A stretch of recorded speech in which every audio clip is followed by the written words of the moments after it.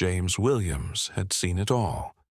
Born and raised in the heart of the city, he had grown up surrounded by the harsh realities of life: crime, poverty, and the constant struggles that came with being a black man in a predominantly white community.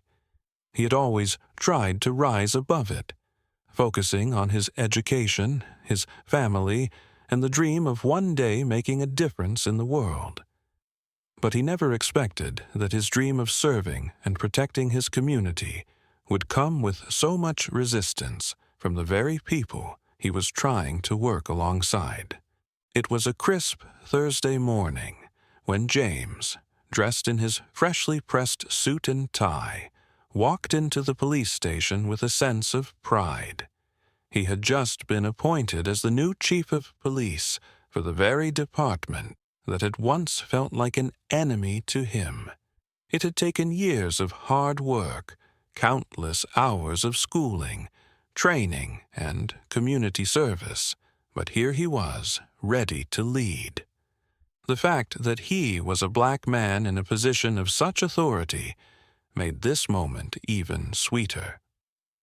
As he entered the station, James couldn't help but feel a bit of excitement mixed with nervous anticipation. He knew he was walking into a tense environment. There were always people who resisted change, especially when that change came from someone who looked like him. But he had faith in his ability to bring people together. After all, his purpose was to serve the community, to make it a safer place for everyone, regardless of their race, background, or identity. James walked up to the front desk, where a young officer greeted him with a smile. "Good morning, Chief Williams. Congratulations on your new position. We're all excited to have you here." James returned the smile. "Thank you. It's good to be here. I look forward to working with all of you." As he made his way down the hallway, he couldn't help but notice the stares he was getting from some of the officers. Some seemed curious, others looked skeptical, and a few even looked downright uncomfortable.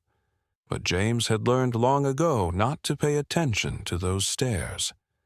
They were just a reflection of the biases and prejudices that still lingered in society. He was here to prove them wrong. He reached his office, where a few of the department's senior officers were already gathered. They all stood up as he entered, offering firm handshakes and polite smiles. James took a seat at his desk and glanced around the room. The faces were mostly unfamiliar, but he knew he had to gain their trust. "Thank you all for being here. I appreciate your time today," James began, his voice calm but commanding. "As your new chief, I want to make one thing clear. We are all here to serve the community. We may have different backgrounds, different experiences, but our goal is the same. We need to work together, no matter our differences." There was a murmur of agreement, but James could sense the hesitation in the room. He had dealt with this before. People who didn't believe in his ability because of his race. People who thought that a black man couldn't possibly lead a police department. But James wasn't about to let that stop him. He was here to stay, and he was going to earn their respect. Just as he was about to continue, the door to his office swung open, and in walked Officer Bradson. James immediately recognized him. The officer had a reputation around the station for his abrasive attitude and questionable behavior. Bradson was tall, with a square jaw and a permanent scowl on his face. He was one of those officers who had a reputation for being tough, even by the department's standards. Bradson didn't greet James. He simply marched to the center of the room and stood there, glaring at him. "Well, well, well," Bradson said, his voice dripping with sarcasm. "Look who they've decided to make the new chief. I guess the department's standards have really dropped, huh?" James felt a flicker of irritation but remained composed. "Officer Bradson," he said firmly, "I expect professionalism from everyone in this department. That includes respect, especially from you." Bradson's eyes narrowed. "Respect? From a guy like you?" He scoffed. "I've been on the force for over 15 years. I know how this city works. And I can tell you right now, we don't need someone like you running things." The tension in the room was palpable. James could feel the heat rising in his chest, but he refused to let Bradson's hostility get the best of him. He had been through too much to let a single officer intimidate him. His voice remained steady, even as his heart pounded. "You don't have to like me, Officer Bradson, but you will respect the position I hold. This is not about me. This is about doing the right thing for the people of this city." Bradson's lips curled into a sneer, and for a moment, James thought the officer might say something more. But instead, Bradson simply turned and walked out of the office, muttering under his breath. "You're going to regret this, Chief," he said just loud enough for everyone in the room to hear. "You don't belong here." James let out a quiet breath. He had expected this kind of reaction. Bradson wasn't the only officer who would struggle with his promotion, but he was certainly the most vocal about it. But James was determined not to let his personal feelings or prejudices stand in the way of his mission. The rest of the meeting continued without incident, though James could tell that some of the officers were still uneasy around him. He knew it would take time to earn their trust and respect, but he was willing to be patient. Change didn't happen overnight. Later that afternoon, as James left his office to meet with a community leader, something unexpected happened. As he walked down the hallway, he encountered Bradson again. This time, the officer was standing outside a break room, talking to a few of his colleagues. Bradson caught sight of James and immediately scowled.